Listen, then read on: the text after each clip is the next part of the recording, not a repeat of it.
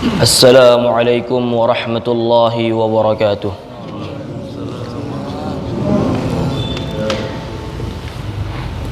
Innal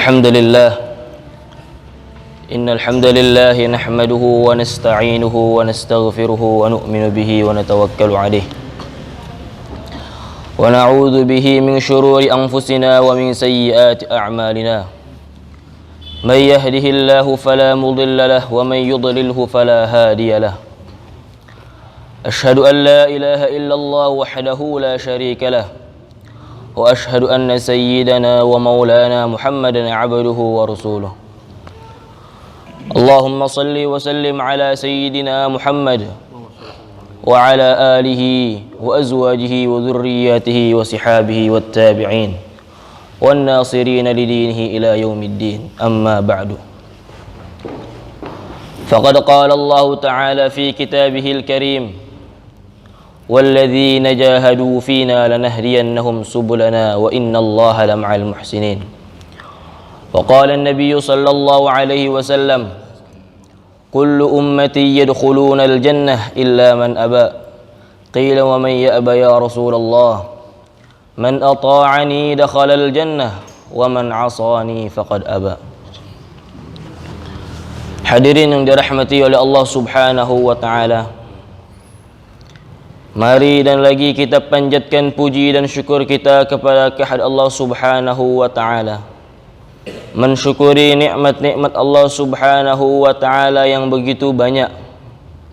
Jutaan, miliaran, triliunan Allah Subhanahu wa ta'ala memberikan kepada kita nikmat-nikmatnya, mengaruniakan anugerahnya.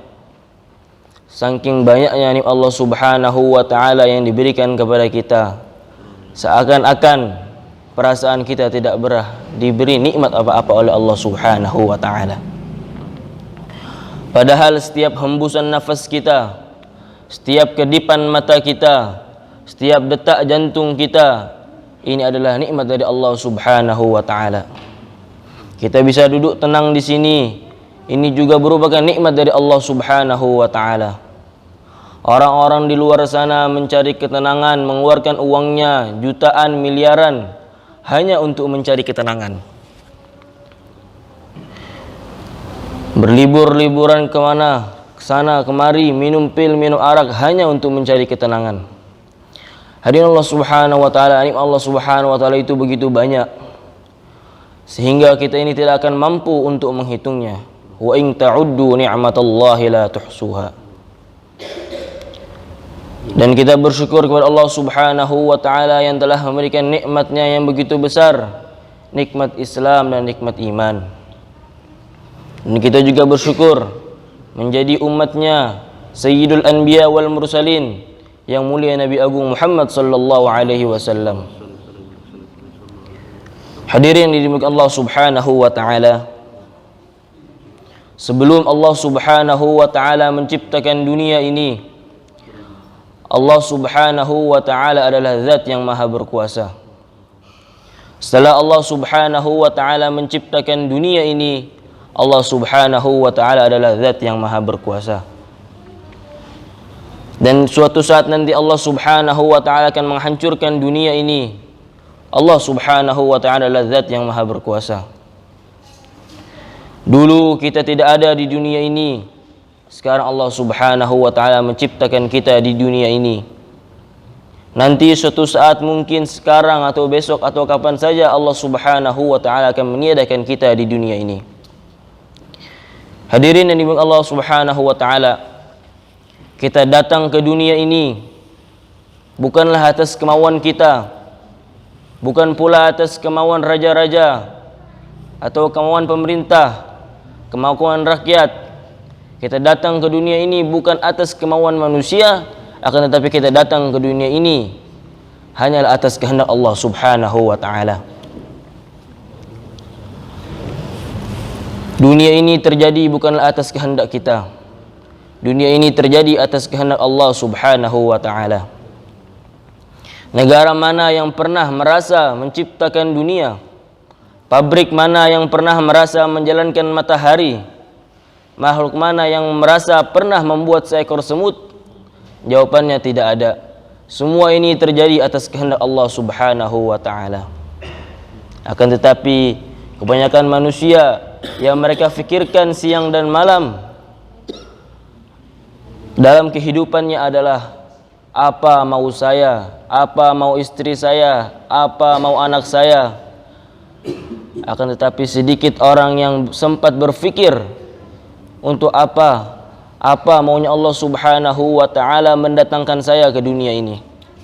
Tidak sempat berfikir karena sibuk dengan fikirannya masing-masing, sibuk dengan perutnya masing-masing, sibuk dengan kesibukannya masing-masing. Kalau yang pengangguran, maka nganggur dengan penganggurannya masing-masing, sehingga tidak sempat berfikir untuk apa Allah Subhanahu wa taala mendatangkan dia ke dunia ini, untuk apa Allah Subhanahu wa taala mendatangkan manusia ke dunia ini, untuk apa Allah Subhanahu wa taala menciptakan alam semesta ini. Hadirin Allah Subhanahu wa taala, Allah Subhanahu wa taala tidak membiarkan kita dalam keadaan kebingungan. Allah Subhanahu wa taala mengutus yang mulia Nabi Agung Muhammad sallallahu alaihi wasallam untuk menjelaskan untuk apa Allah Subhanahu wa taala menciptakan kita, mendatangkan kita ke dunia ini. Yang pertama kali yaitu adalah supaya kita ini mengenal kepada Allah Subhanahu wa taala. Alam semesta ini yang diciptakan pertama kali oleh Allah Subhanahu wa taala, dan maksud yang terpenting adalah supaya kita ini mengenal kepada Allah Subhanahu wa taala. Allahul ladzi khalaqa sab'a samawati wa minal ardi mithlahunna yatanazzalu al-amru bainahunna lita'lamu anna Allah ala kulli syai'in qadir wa anna Allah qad ahata bi kulli syai'in ilma. Allah Subhanahu wa taala menciptakan 7 lapis bumi, 7 lapis langit beserta aturan-aturan yang ada di antara langit dan bumi. Aturan yang ada di matahari, aturan yang ada di bulan, aturan yang ada di bumi, aturan yang ada di tumbuh-tumbuhan, sampai atom-atom yang kecil pun itu pun ada aturannya. Supaya apa? Lita'lamu annallaha ala kulli syai'in qadir. Agar kamu tahu bahwa Allah Subhanahu wa taala itu adalah Maha Kuasa. Wa annallaha qad ahata bi kulli syai'in ilma. Dan bahwasanya Allah Subhanahu wa taala itu mengetahui segala-galanya. Hadirin Allah Subhanahu wa taala, matahari diterbitkan dari timur bukan supaya kita ini berangkat ke sawah, berangkat ke kantor, akan tetapi maksud terpenting adalah supaya kita ini mengenal kepada Allah Subhanahu wa taala.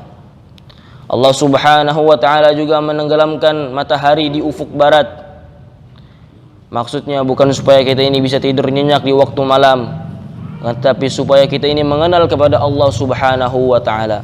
Begitu pula ciptaan-ciptaan Allah Subhanahu wa taala yang lain. Allah Subhanahu wa taala menciptakan tumbuh-tumbuhan, ada yang untuk makanan pokok, ada yang untuk cemilan, ada yang untuk bumbu-bumbuan, ada pula yang beracun. Ini untuk apa? Untuk mengetahui bahwasanya Allah Subhanahu wa taala ini adalah Maha Kuasa. Dari tanah yang sama, air yang sama, keluarlah durian. Dari tanah yang sama, air yang sama, keluarlah berbagai macam jenis buah-buahan, sayur-sayuran. Ini menunjukkan Allah Subhanahu wa taala adalah Maha Kuasa. Hadirin dirahmati oleh Allah Subhanahu wa taala, setelah kita mengenal kepada Allah Subhanahu wa taala, maka datang tugas yang kedua. Wa ma khalaqatul jinna wal insa illa liya'budun. Allah Subhanahu wa taala tidak akan menciptakan jin dan manusia kecuali beribadah kepadaku. Beribadahlah kepada Allah Subhanahu wa taala dengan kita merengek-rengek kepada Allah Subhanahu wa taala, meminta hanya kepada Allah Subhanahu wa taala, mengharap hanya kepada Allah Subhanahu wa taala, hajat kita hanya kepada Allah Subhanahu wa taala. Orang itu kalau sudah taat kepada Allah, takwa kepada Allah, maka semua akan beres masalah-masalahnya, dimudahkan oleh Allah Subhanahu wa taala. Masalahnya akan diselesaikan oleh Allah Subhanahu wa taala. Wa may yattaqillaha yaj'al lahu min amrihi yusra. Barang siapa yang bertakwa kepada Allah, maka Allah akan jadikan urusannya mudah. Ditambah lagi wa may yattaqillaha yaj'al lahu makhraja wa yarzuquhu min haitsu la yahtasib. Takwa kepada Allah, rezekinya akan didapat dari jalan yang tidak disangka-sangka. Hadirin Allah Subhanahu wa taala, orang itu kalau taat kepada Allah, kalau takwa kepada Allah, maka tidak akan merasa kerugian sama sekali. Ketika miskin, sabar dapat pahala. Kaya bersyukur dapat pahala. Sakit sabar dapat pahala. Sehat syukur dapat pahala. Tetapi orang itu kalau tidak taat kepada Allah, tidak takwa kepada Allah Subhanahu wa taala, maka dia akan mendapatkan kerugian yang begitu besar. Apa-apa itu hidupnya mumet, masalah tidak selesai-selesai, nambah terus. Bahkan kalau mati tidak taat kepada Allah Subhanahu wa taala, na'udzubillah tsumma na'udzubillah, mati dalam keadaan su'ul khatimah. Allahumma fahdina minhum. Hari Allah Subhanahu wa taala, setelah kita mengenal kepada Allah, beribadah kepada Allah, maka datang tugas yang ketiga. Wa idz qala rabbuka lil malaikati inni ja'ilun fil ardi khalifah. Khalifah di muka bumi ini sebagaimana mengurusi tumbuh-tumbuhan, hewan-hewan. Bukan berarti cinta, tapi hanya mengurus. Ad-dunya khuliqat lakum wa antum khuliqtum lil akhirah. Dunia diciptakan untuk kalian dan kalian diciptakan untuk kehidupan akhirat. Ada lagi yang ditanggung jawab antar hak Adam. Ayah tanggung jawab atas istri, istri tanggung jawab atas anak. Apakah sudah menyampaikan agama? Dan setiap tanggung jawab ini akan ada pertanyaannya. Kullukum ra'in wa kullukum mas'ulun an ra'iyyatihi. Hadirin Allah Subhanahu wa taala. Kemudian kita ini punya tugas. Setelah Allah Subhanahu wa taala menceritakan para nabi, para rasul alaihi wasallam satu persatu, dari mulai kakek kita Nabi Adam alaihi wassalatu wassalam sampai yang mulia Nabi Agung Muhammad sallallahu alaihi wasallam. Allah Subhanahu wa taala berfirman, "Ulaikal ladzina hadallahu wa bihudahum muqtadih." Mereka adalah orang-orang yang dapat petunjuk dari Allah Subhanahu wa taala, maka ikutilah jalan mereka. Para nabi, para rasul alaihi wassalatu wassalam ini adalah sama dengan manusia yang lain, tetapi berbeda dengan manusia pada umumnya. Para nabi, para rasul alaihi wasallam memiliki usaha yang sama seperti kita. Ada yang tukang kayu, ada yang berdagang. Akan tetapi usaha-usaha mereka tidak melalaikan mereka dari mengamalkan agama, perjuangan agama tidak melalaikan dari mengingat Allah Subhanahu wa taala. Begitupun juga kita tidak dilarang untuk bekerja, tidak dilarang untuk berdagang. Tapi bagaimana agama ini kita bawa saat kita berdagang, sehingga tidak akan terjadi tipu menipu satu sama lain. Hari Allah Subhanahu wa taala. Kemudian yang terakhir adalah bagaimana kita ini menjadi umatnya baginda Nabi sallallahu alaihi wasallam, mempunyai tanggung jawab, yaitu adalah amar ma'ruf nahi munkar. Bagaimana agama ini wujud dalam kehidupan kita, sebagaimana dulu di zamannya para sahabat radhiyallahu taala anhum, di rumah-rumah mereka hidup agama, sehingga anak-anak para sahabat ini menjadi hafidh hafizah, alim alimah, dai daiyah, wali-wali Allah. Dulu di pasar ada sahabat, maka hidup agama. Di mana-mana ada sahabat, disitulah tersebarnya hidayah. Hadirin Allah Subhanahu wa taala, kalau kelima hal ini kita jalani dengan penuh kesungguhan, dengan penuh ketelitian, maka kita akan sukses di dunia dan bahagia di akhirat. Akan tetapi sebaliknya, jika kelima hal ini tidak kita kerjakan dengan penuh sungguh-sungguh, tidak kita kerjakan dengan penuh ketelitian, maka kita ini akan celaka di dunia dan di akhirat. Hadirin Allah Subhanahu wa taala, para nabi, para rasul alaihi wasallam di dalam mendakwakan agama ini, sebelumnya Allah Subhanahu wa taala telah memberikan bekalnya.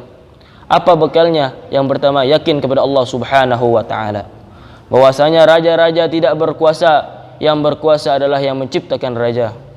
Makhluk tidak berkuasa, yang berkuasa adalah yang menciptakan makhluk. Kemudian yang kedua, ilmu yang bersumber dari wahyu. Wa ana akhtartuka fastami' lima yuha. Ilmu yang bersumber dari wahyu, yang tambah belajar ilmu agama, tambah semangat, tambah takut kepada Allah Subhanahu wa taala. Tambah belajar ilmu agama, tambah zuhud dengan dunia. Tambah belajar ilmu agama, tambah bisa mengamalkan agama. Tambah belajar ilmu agama, tambah bisa mengamalkan dakwah. Kemudian yang ketiga, ingat kepada Allah. Innani anallahu la ilaha illa ana fa'budni wa aqimis salata li dzikri. Yang maksud zikri sini adalah alladzina yadhkuruna Allah qiyaman wa qu'udan wa 'ala junubihim wa yatafakkaruna fi khalqis samawati wal ard. senantiasa dalam keadaan berdiri, duduk. Bagaimana kita ini selalu berfikir, senantiasa memikirkan pencipta langit dan bumi. Kemudian yang keempat adalah berfikir perkataan akhlak yang baik. Faqul lahu qawlan layyina. Diceritakan dulu ada seorang Arab Badui datang ke Masjid Nabawi, langsung kencing. Ketika itu di situ ada para sahabat radhiyallahu ta'ala anhum dan Nabi Muhammad sallallahu alaihi wasallam. Para sahabat ingin langsung menegurnya, akan tetapi Nabi SAW menahannya sehingga seorang Arab ini selesai membuang hajatnya, kemudian datang kepada baginda Rasulullah SAW dan melaporkan apa hajat-hajatnya. Seakan-akan orang Arab ini tidak pernah berbuat apa-apa. Maka Nabi SAW menasihatinya dengan lembut, dengan baik. Maka tersentuhlah hati seorang Arab tadi sehingga masuk Islam, dan dia berkata, tidak ada guru yang lebih baik daripada engkau ya Rasulullah sallallahu alaihi wasallam. Kemudian yang kelima apa? Bahwa merasa saya ini diciptakan hanya untuk Allah, bukan untuk yang lain. Allah Subhanahu wa taala memerintahkan Nabi Musa untuk berdakwah kepada Firaun. Nabi Ibrahim alaihi wasallam diperintahkan oleh Allah Subhanahu wa taala berdakwah ke Namrud. Nabi Muhammad SAW diperintahkan oleh Allah Subhanahu wa taala berdakwah seluruh alam. Dan sekarang tugas ini adalah tugas kita. Para nabi, para rasul alaihi wasallam sudah tidak ada lagi. Para sahabat radhiyallahu anhum sudah tidak ada lagi. Dan kita yang mengaku sebagai umatnya Nabi Muhammad SAW, kita harus terus menegakkan usaha agama ini SWT. Orang yang menolong agama Allah Subhanahu wa taala, maka Allah Subhanahu wa taala akan menolongnya. Wa kana haqqan 'alaina nasrul mu'minin. Sudah haknya Allah Subhanahu wa taala untuk menolong orang-orang mukmin. In yansurukumullah fala ghaliba lakum. Kalau tidak Allah tolong, maka lagi siapa lagi yang mau menolong kita, hadirin Allah Subhanahu wa taala. Syaratnya supaya Allah Subhanahu wa taala menolong kita adalah bagaimana kita ini menolong agama Allah Subhanahu wa taala. Maka daripada itu semua kita ini siap menolong agama Allah Subhanahu wa taala. Insyaallah semula kan? Mungkin ini saja yang bisa saya sampaikan, kurang lebihnya mohon maaf. Kita tutup dengan doa kifaratul majlis. Subhanallah bihamdihi, subhanallah bihamdika, asyhadu an la ilaha illa anta astaghfiruka wa atubu ilaik. Wabillahi taufiq wal hidayah. Wassalamu alaikum warahmatullahi wabarakatuh.